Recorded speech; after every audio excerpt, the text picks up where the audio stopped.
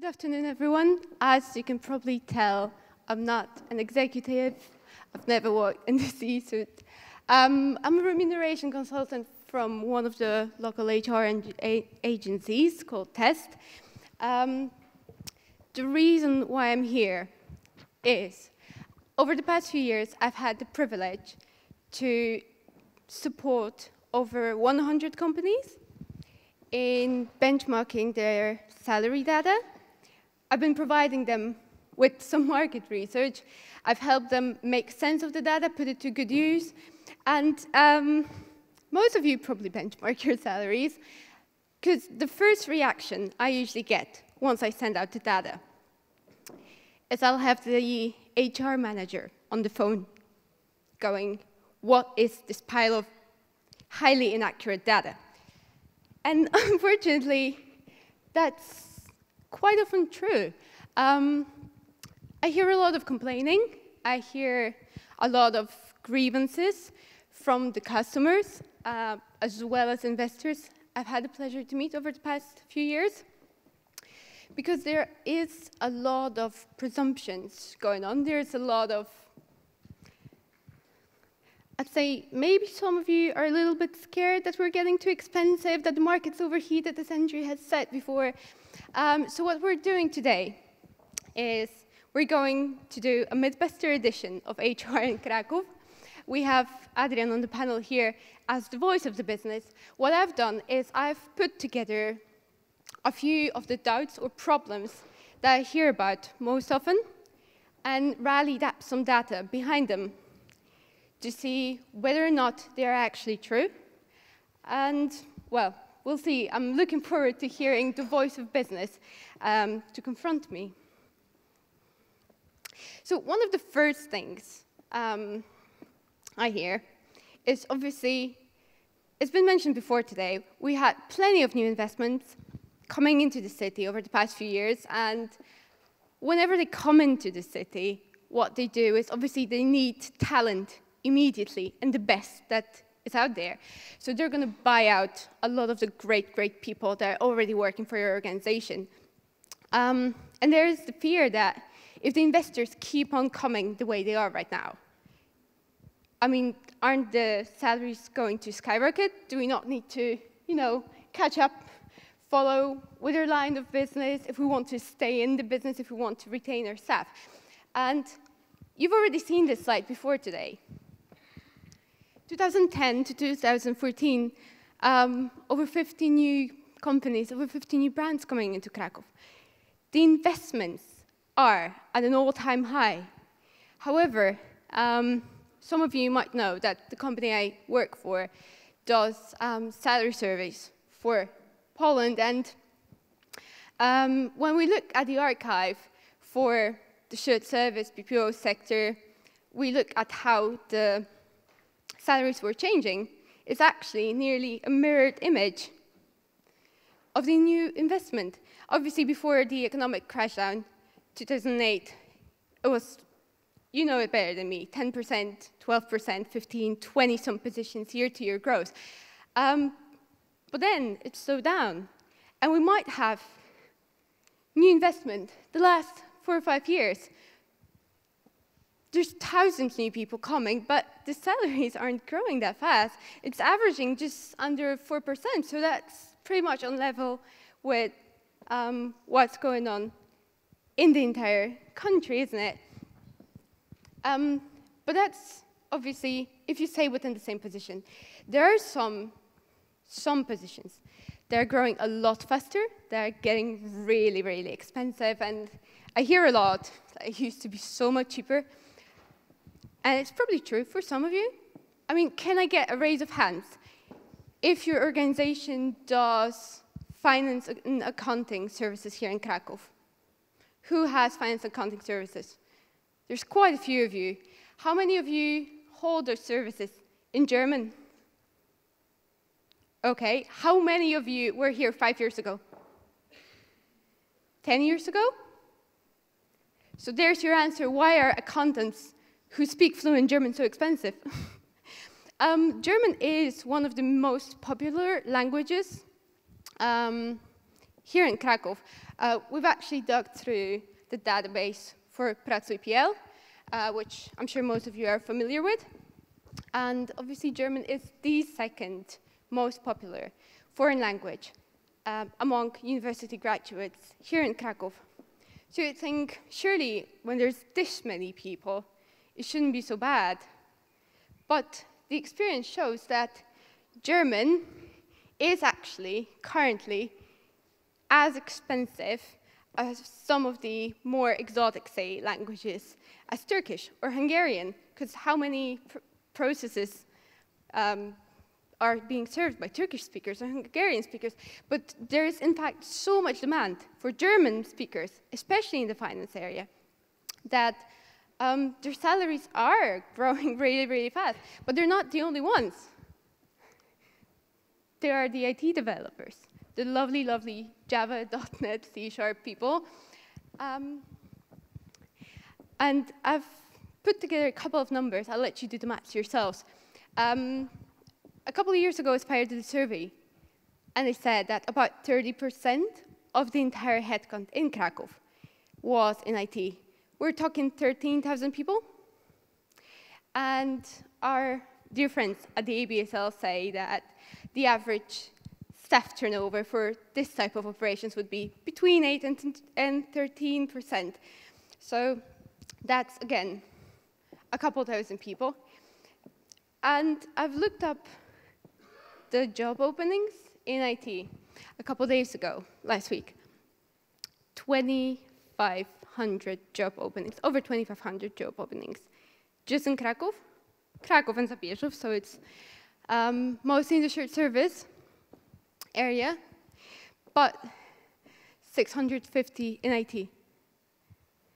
And with just over 2,000 people graduating from computer science, software development, and related areas every year, with 600 or 700 new openings at any given time. I mean, you know it better than me. We can't be picky.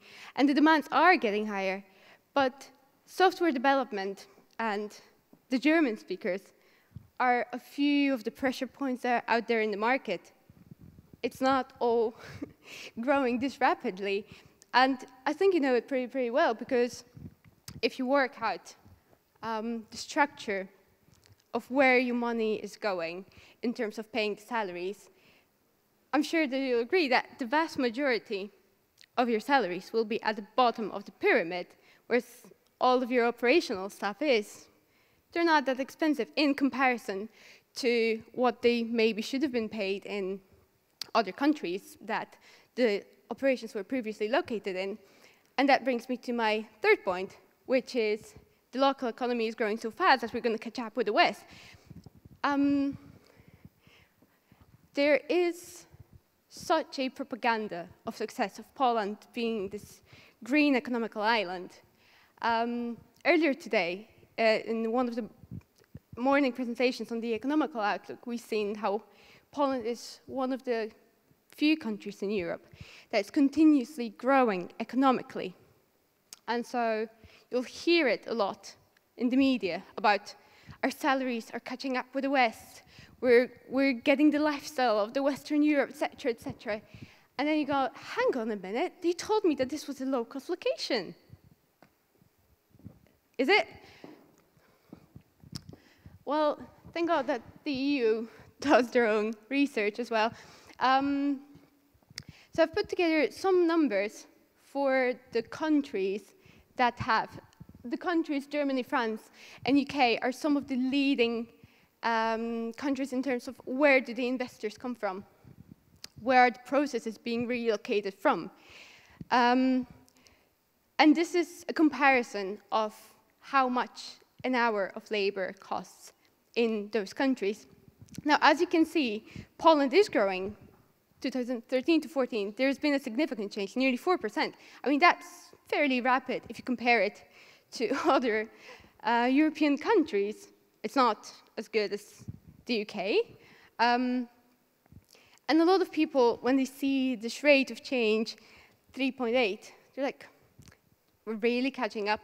But it's only as long as you don't look at the number that is the actual salary. because the actual salaries are 4, 5, 6 times cheaper than in some of the Western European countries. So if I'm doing the maths correctly, I think it's going to take us, with the numbers not shifting dramatically from now on, about 40 years to catch up with the West. I don't think that's too bad, but I'll leave that up to you. Obviously, these numbers are not going to be true for all of you. These are just statistics, and I think we need to take them with a grain of salt. But I'm looking forward to hearing the perspective from the audience, from Adrian probably in a minute. But what I wanted to say, just to wrap it up, is these are some of the numbers that are out there. There's plenty other data. And as we are all benchmarking ourselves in terms of salaries, obviously there is a lot of confusion. These numbers aren't right, these aren't working for me, etc., etc. There is no one suit fits all. Not in Krakow. We have such a huge variety. We have the captive centers, have the outsourcers, IT, R&D, the financial services, some even more advanced processes. Who knows what else is around the corner with the new investments coming to town. And I think that Aspire is a great, great platform for knowledge sharing already. So maybe, just maybe, we should think about sharing the knowledge and benchmarking ourselves here locally. But I'm going to leave that as an open question. And thank you for now.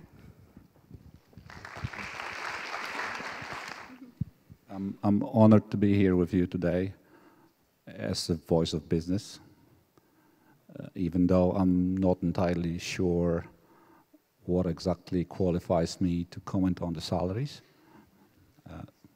Maybe it's the fact that I get the salary every month, I don't know. Do you? I do, okay. Still.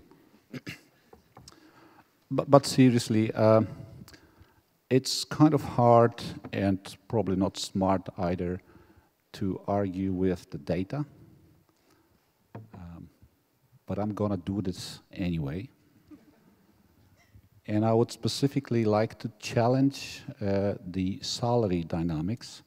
You've all seen the slide which says the salaries grow 4% every month, every year. Yeah, I think I'm getting my point. So it says it grows 4% every year on average. And well, I don't know about you, but my observations are sometimes a bit different. I think quite often the pressure is a lot bigger than that, especially if you end up hiring a significant number of well-qualified and not necessarily experienced people who are willing to accept rather low wages as a start of their professional career. There's nothing unusual about that. I guess we all have that case. And I think it's kind of risky to build your business case on the assumption that the expectation of these people is that their salary grows 4% every year. Well, try to ask them during interview. You probably find out it's not the case. So, well, in general, as I said, it's hard to argue with facts and figures. And it's not really my intention. I think it's good to remember, though, that statistics is a beautiful science that can do magic if you really spend your time on shaping your sample well. So I think in terms of salary dynamics, my message is, well, take it in, but make sure that you have spent equally enough time on making sure that your salaries are coordinated with market standards. Unless you have done that, don't get too excited about statistics, about salary dynamics. It can be sometimes a bit misleading, I'm afraid. No, I definitely. Is this on? Are we on? We're on. I definitely agree with you on this point.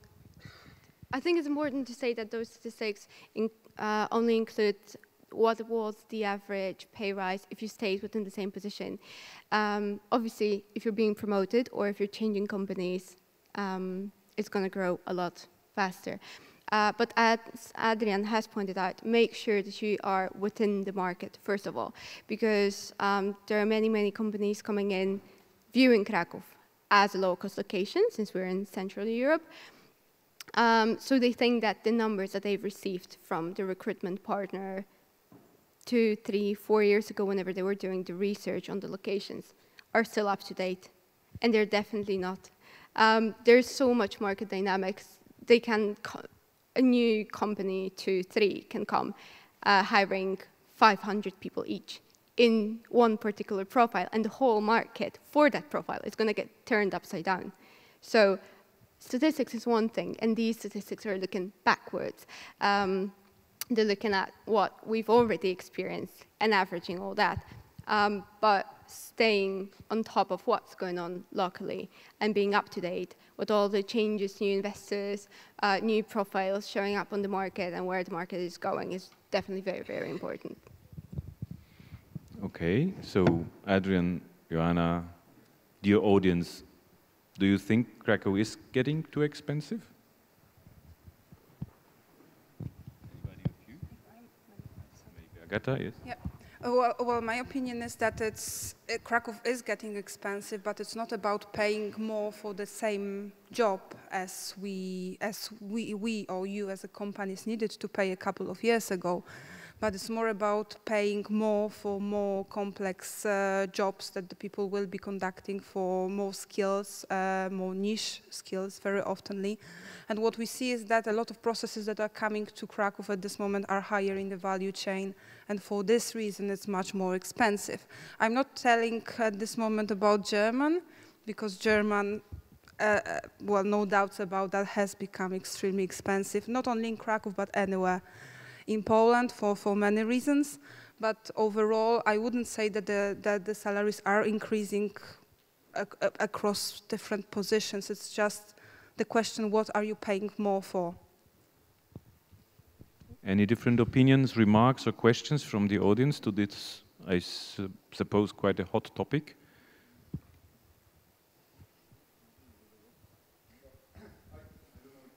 There is a micro. We can't increase your salary anyway. So. I'm representing IT. Fortunately, we are not hiring for German for now. But you show the data on these jobs and number of students, and we saw the Global Business Service Center coming to Krakow and asking for the value-added jobs, which are actually not available straight out of university. These people have to get the skills in the other companies, and you know, in the time when the new companies are coming and trying to hire these people that we actually develop hard over the 10 years, then the fight starts, and then we face the competition and war of the talent, and this is the limitation of bringing these value-added services more in Krakow, in my view. So, just an opinion.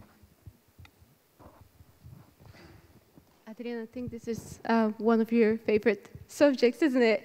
The idea of that staff turnover might not actually be a bad thing between the centers. Well, actually, I'm having a rather bizarre opinion on staff turnover. I think it is healthy. Well, even if you don't agree.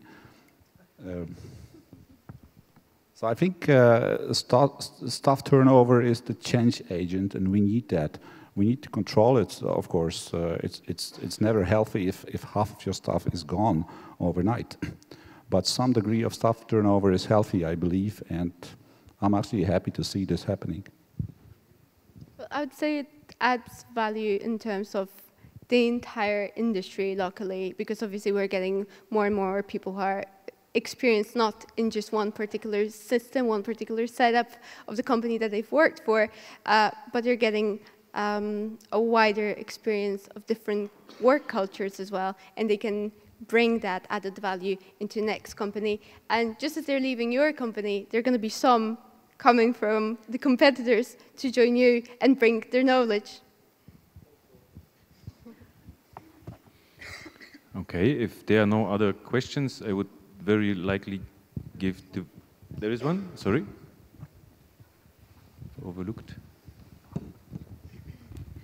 Sorry to pick on you, Adrian, but you said you believe that staff turnover is healthy. At what point would it be, you said 50% is unhealthy. Can you give some sort of number like that would be unhealthy, like 10% a month, 10% a year? What do you think is a good rate of staff turnover? Well, I don't know what's good, but what I'm told is that 15% is tolerable, so to speak. And if I look at what I'm experiencing in my shared service center, it is around that 15%. I guess it's still okay.